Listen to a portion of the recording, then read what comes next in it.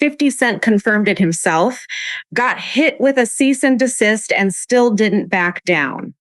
Baby, this is not a rumor anymore. This is a paper trail. Let's get into it. Welcome back to Tea with Stella, where the tea is always hot, the receipts are always ready, and we never sugarcoat a single thing. I'm Stella. If you're new here, hit subscribe and turn on those bells. To my regulars, the cup is full. Let's spill it. This started as bars. It turned into receipts. What began as Papoose and Claressa going back and forth with 50 Cent over a diss track has now spiraled into something nobody saw coming. The insults were flying, career jokes, family digs, the usual rap beef chaos.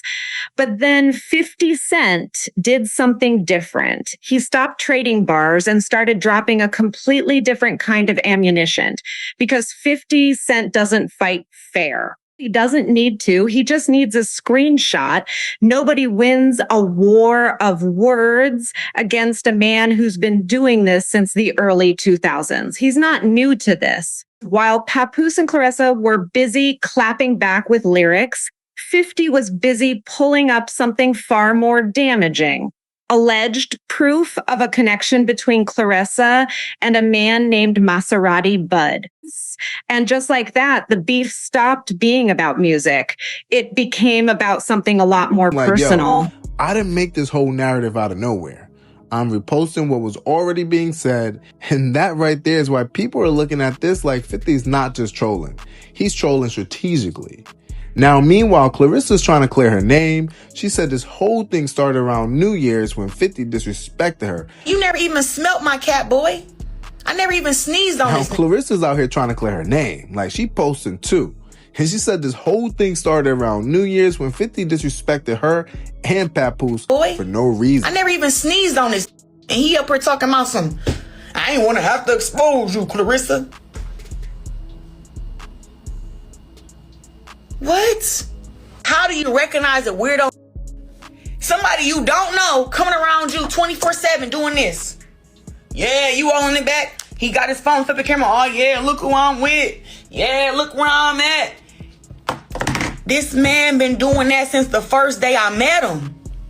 And I feel like I was targeted. This dude came up to me. I got the footage. This dude came up to me up at 50 Cent shit up in Shreveport where 50 blockhead ass flew me in at, paid for my room, called me on stage, performed his songs, shouting me out, holding my belt, all type of shit. This is where I met this weirdo at. So now that I've met this weirdo here. Now here's the part that really shows you how calculated this whole thing is. 50 Cent didn't actually start this story himself. He reposted it. He pulled up a post from somebody else, a creator who had already made this exact allegation weeks earlier. He didn't start the story. He just made sure everybody read it.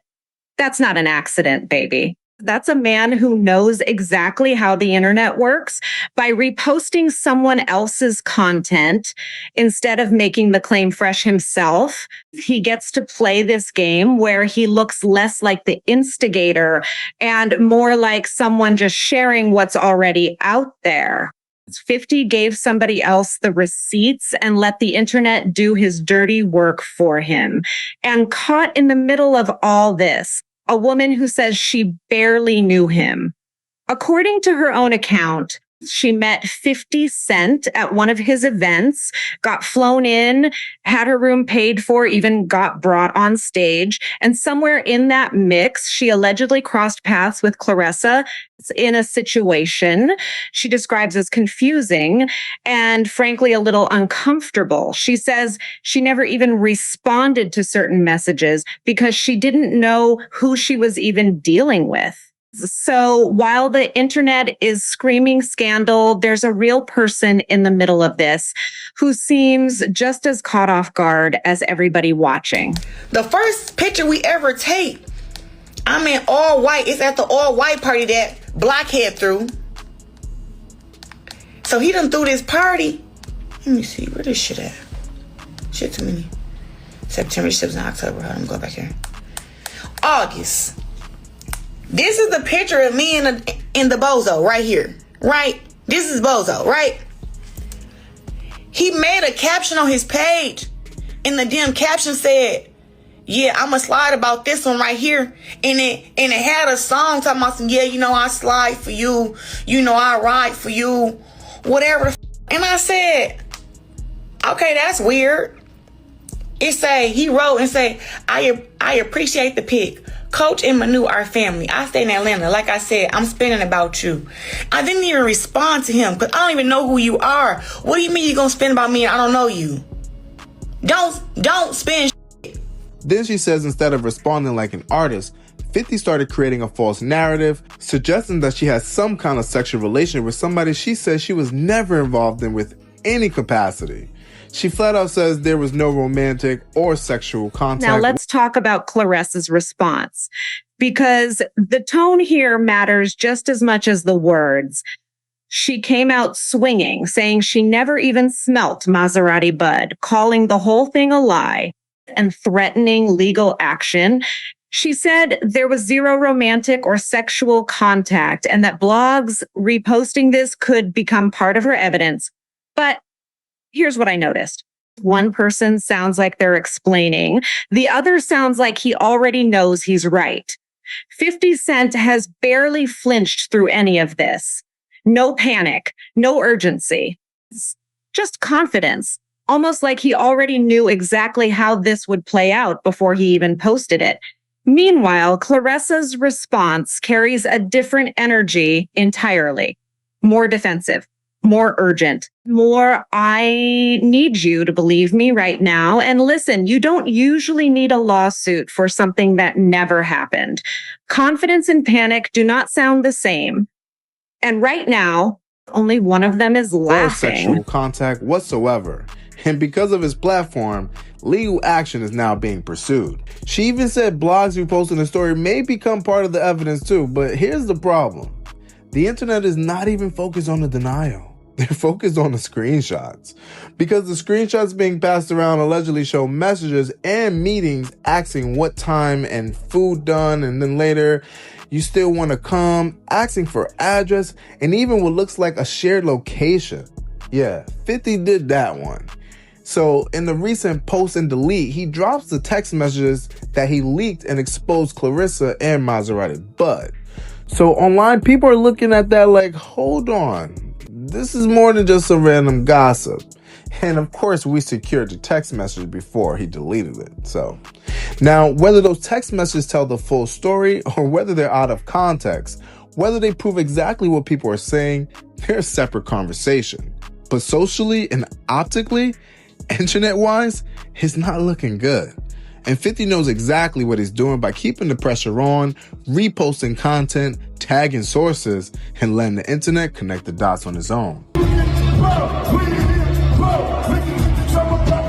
And here's where this whole situation gets impossible to ignore, because 50 Cent didn't just make an allegation.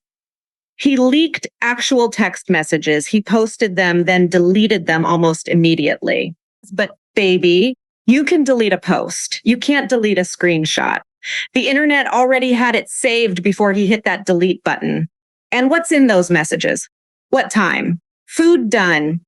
Address. Even what looks like a shared location. Baby, that is not how strangers talk. That is not how two people who supposedly never crossed paths communicate with each other. Now, do these messages tell the complete story? Are they missing context? Maybe. That's a fair question. But socially, optically, internet-wise, it is not looking good for Claressa right now. The internet isn't debating if she's telling the truth anymore. They're debating what these texts actually mean.